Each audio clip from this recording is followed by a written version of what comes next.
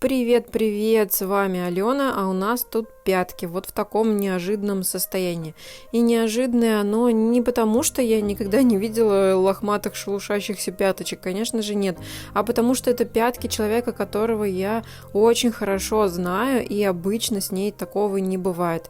Тут, конечно, можно сразу же предположить, что, наверное, была какая-то новая косметика, или, может быть, она купила себе эти злосчастные носочки, от которых пятки полностью слезают. В общем, я даже сначала подумала, не химический ли это ожог, но после тщательного и дотошного допроса выяснилось, что ничего такого с ней не было. Жил себе человек, как обычно, в стандартном режиме, ничего не менял, и больше скажу, ей просто лень чем-то мазать ноги, она точно этого не делает, и ни с того ни с сего у нее сначала стали шелушиться ладошки, а потом то же самое произошло и с пяточками. В общем, единственный вариант, который я здесь для себя и для нее нахожу, это, скорее всего, переходный период, то есть осенний авитаминоз, какая-то перестройка организма. Я допускаю какие-то стрессы, но она говорит, что ничего такого не было.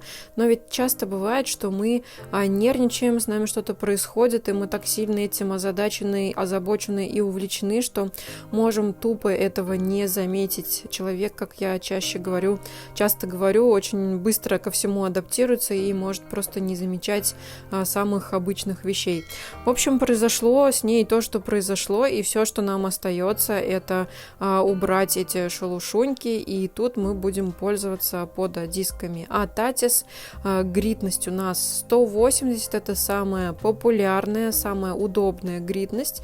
Именно ей чаще всего мы работаем и завершаем бафом на 320, как правило. Здесь будет аппаратно-препаратная обработка, как я уже показывала в кадре, у нас два средства, это мицеллярный спрей от Атис и тоник от Poda Farm. Оба эти средства одинаково хорошо размягчают. Мы еще никак не придумаем, какое нам нравится больше, поэтому чередуем, и очень сложно выбрать, и то, в принципе, нас устраивает. Поэтому в работе есть два препарата. Как видите, дисками все легко счищается. Опережая ваши вопросы о вытяжке, сразу скажу, что это Faux Blanc. Мы на ней работаем относительно недавно, но нам очень нравится. А комбо с пододисками, так это вообще супер идеальная история.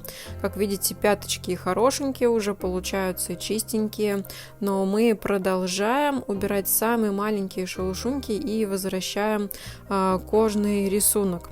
Теперь из рекомендаций клиенту, что мы такому человеку можем посоветовать. Это, конечно, меньше нервничать.